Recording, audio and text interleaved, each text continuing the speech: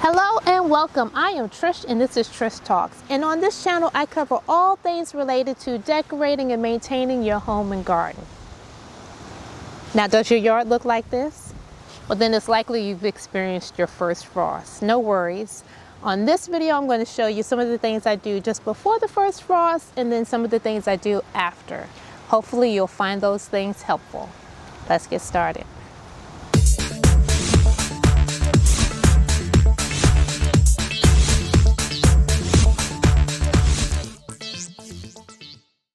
Like many, I have some houseplants that remain indoors, while others I like to bring outside and enjoy during the warm summer months.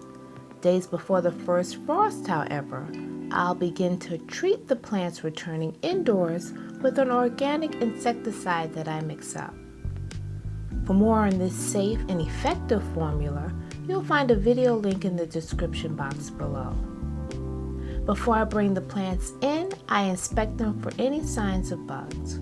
Once the plants are back indoors, I'll continue to inspect them for a few weeks.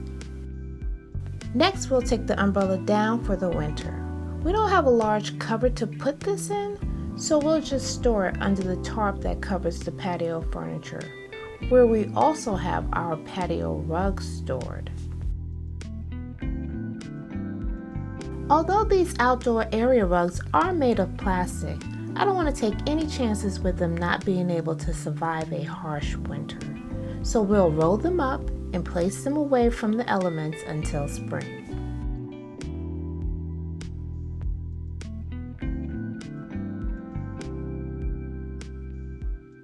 All of our outdoor cushions are stored away at this time as well. I have 4 of these large deck boxes around the yard where I store our cushions and other outdoor items.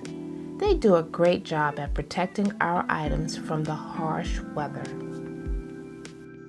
Winterizing my yard also prompts me to clean and sharpen my garden tools that have served me well all season long. I like to take care of them like they've taken care of me. First, I let them sit in soapy water for a few minutes to loosen the dirt. Then I give each tool a thorough cleaning.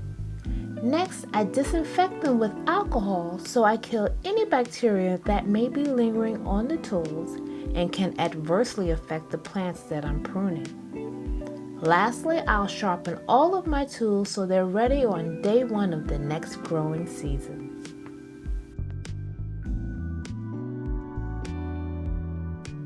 After the first frost, my plants look like the life has just been drained out of them, poor babies.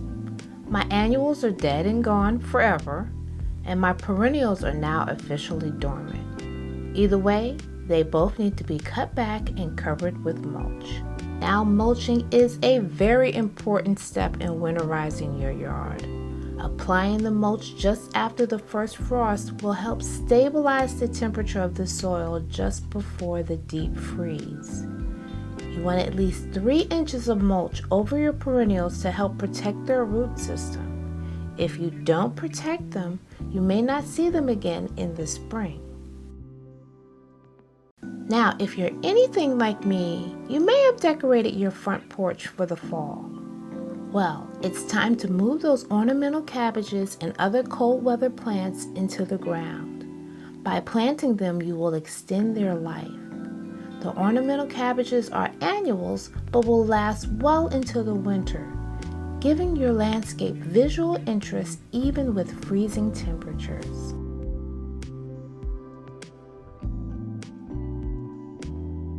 Last but not least, this is when I apply my winter fertilizer.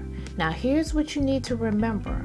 Plants store nutrients in their roots over the winter to keep them fed and strong. The best time to apply your winter fertilizer is after the grass has stopped growing for the year.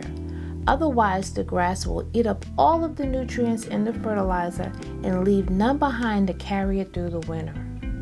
Here in Zone 7, mid to late November, when the grass has stopped growing, but before the ground freezes, is an ideal time to apply that fertilizer. If you want a nice, healthy looking lawn in the spring, fertilize now. And that's it. Thank you so much for watching today's video. I hope you found some of these tips helpful, and if you did, please hit that subscribe button, give me a thumbs up, and leave a comment about that helpful tip below. And as always, thanks for watching. See you next time.